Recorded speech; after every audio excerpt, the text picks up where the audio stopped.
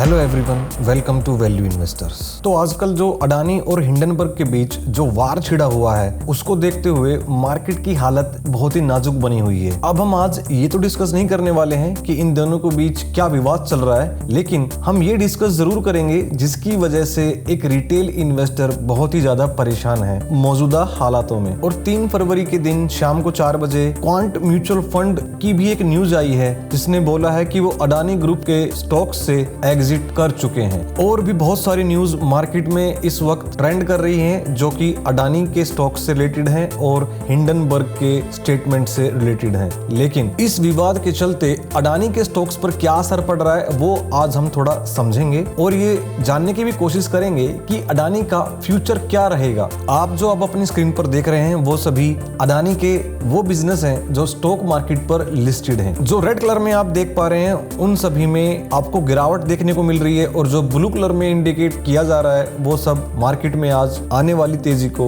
Indicate कर रहे हैं। ACC cement, Adani enterprises, Adani ports and Ambuja cements, in 4 stocks में आज तेजी देखने को मिली है, लेकिन बाकी बचे हुए सभी स्टॉक्स में हमें कंटिन्यूसली गिरावट ही देखने को मिल रही है। उसकी वजह क्या है? उसकी वजह है ओवर वैल्यूएशन और बहुत ही ज्यादा डेट का होना। अब देखिए, आप पीई रेशो यहाँ पे चेक कर सकते हैं कि 140 की पीई रेशो अभी भी है, जबकि स्टॉक 60% डाउन हो चुका है, यानी कि स्टॉक के प्राइस में 60% की गिरावट आ चुकी है। उसके बावजूद अडानी एंटरप्राइजेज कंपनी की पीई रेशियो 140 से भी ज्यादा है। अब सवाल ये आता है तो पीई कितना होना चाहिए एक कंपनी का? तो इसको समझने के लिए हम एक बार निफ्टी की पीई पर नजर डाल लेते हैं। अब आप देखिए, निफ्टी की पीई 2023 में फरवरी मंथ में 20.86 है और अडानी के स्टॉक की पीई क्या चल रही है? एंटरप्राइज की चल रही है 140, अडानी पावर की चल रही है 7.38, अडानी टोटल गैस की चल रही है 351, ग्रीन एनर्जी की चल रही है 277, अडानी ट्रांसमिशन की चल रही है 187, विलमार की चल रही है 71 और पोर्ट्स की चल रही है 19। अब देखिए, जब देश की टॉप 50 कंपनियां मिलकर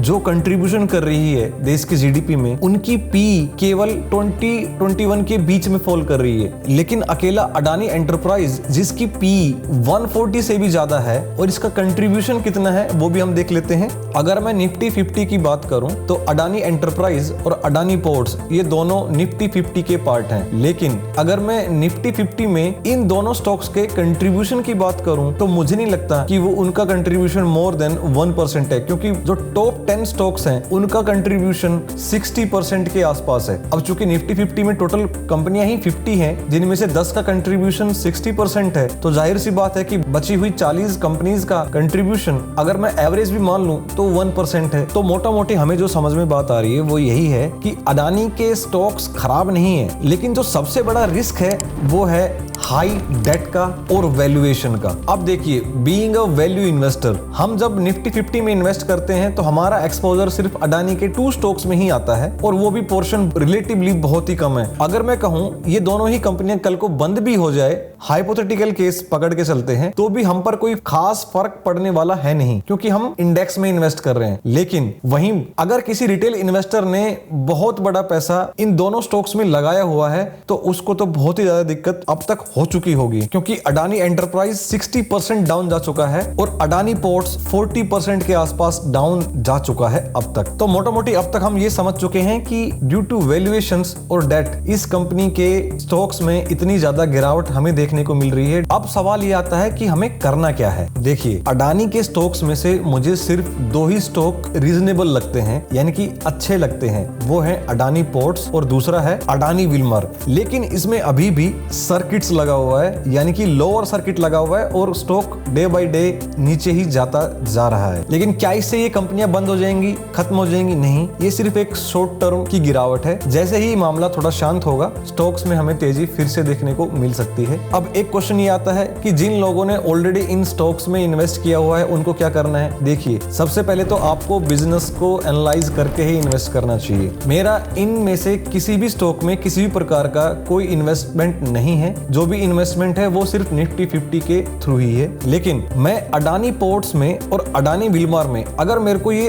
अच्छी वैल्यूएशन पर अवेलेबल होंगे तो मैं इनमें जरूर इन्वेस्ट करके चलूंगा, लेकिन अभी नहीं। अब चूंकि Adani ports already less than 20 के पी पी पर अवेलेबल है तो ये एक अच्छी बाइंग कॉल मैं इसको बोल के चल सकता हूँ लॉन्ग टर्म इन्वेस्टमेंट के लिए। वहीं अडानी विलमार को खरीदने से पहले मैं थोड़ा और ज्यादा वेट करना पसंद करूंगा, क्योंकि इसकी पी अभी भी काफी हाई है। लोगों ने प्रीमियम दे देकर इसके स्टॉक के प्राइस को इतना हाई लेवल पर पहुंचा दिया कि जो एक वैल्यू इन्वेस्टर होता है उसको इन स्टॉक्स में जाने से पहले 100 बार सोचना पड़ता है, क्योंकि ओवर वैल्यूएशन बहुत लंबे टाइम तक सस्टेन नहीं कर सकता है। ये बात हमें जान के चलनी है। जब टेस्ला और नेटफ्लिक्स जैसी कंपनियां उनके स्टॉक्स में बहुत बड़ी गिरावट हमें रिसेंटली ही देखने को मिली थी, तो अडानी के स्टॉक्स की परफॉर्मेंस उनके सामने तो कुछ भी नहीं है। तो जब उन कंपनी में गिरावट आ सकती है तो इन कंपनी में क्यों नहीं? ये अपने आप में ही सोचने और समझने वाली बातें होती हैं जो हमें इन्वेस्ट करने से पहले ही समझनी होती है। अब देखिए, अगर हम अडानी पोर्ट्स के स्टॉक प्राइस को पिछले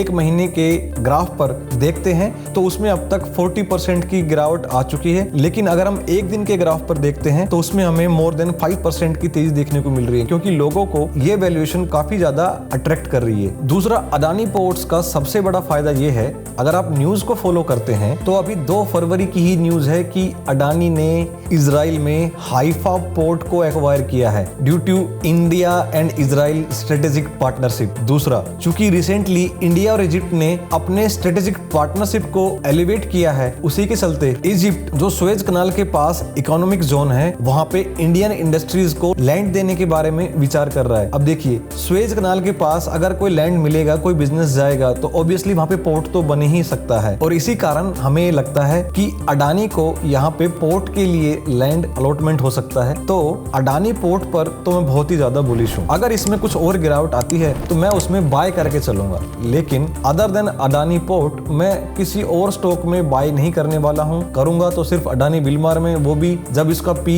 एक रीजनेबल रेंज में आ जाएगा, 20-30 के बीच में अगर मुझे मिलेगा तो मैं उसमें इन्वेस्ट करके चल सकता हूँ। बाकी एक चीज आपको और मैं बता दे रहा हूँ कि किसी भी कंपनी में अगर आपको इन्वेस्टमेंट करनी है, सबसे पहले उसके आपको फंडामेंटल्स को स्टडी करना होता है। अगर आप सिर्फ स्टॉक का नाम सुन के या मेरी या किसी और की बातें सुन के भी इन्वेस्ट कर रहे हैं तो वो आपके द्वारा ही लिया हुआ डिसीजन होगा। मेरी किसी भी प्रकार से कोई भी बाय या सेल करने की रिकमेंडेशन नहीं है। मैंने यहाँ पे सिर्फ अपने व्यू पॉइंट को आपको बताया है। दूसरा, मैं आपको एक सबसे इंपॉर्टेंट बात ये भी बता देना चाह रहा हूँ कि किसी भी कंपनी में इन्वेस्ट करने से पहले आपको अपने माइंडसेट को भी इंप्रूव करना पड़ेगा। मैंने रिसेंटली एक वीडियो बनाया था जिसका नाम था माइंडसेट ऑफ एन इन्वेस्टर। आप जरूर जाके इसको देखें ताकि आपको एक क्लैरिटी आ जाए कि आप किसी बिजनेस में इन्वेस्ट क्यों कर रहे हैं। अगर आपको स्टॉक्स की वोलेटिलिटी से डर लगता है तो सबसे बेटर है कि आप इंडेक्स में इन्वेस्ट करके चलें, और इंडेक्स में कैसे इन्वेस्ट करना है उसके लिए आप म्यूचुअल फंड से रिलेटेड वीडियोस देख सकते हैं। इसी के साथ वीडियो अगर आपको इन्फॉर्मेटिव लगा हो तो वीडियो को लाइक और शेयर कर दीजिए और चैनल को सब्सक्राइब कर लीजिए ताकि आने वाले सभी इंपॉर्टेंट वीडियोस की नोटिफिकेशन सबसे पहले आप तक पहुंचती रहे। चलिए मिलते हैं नेक्स्ट वीडियो में।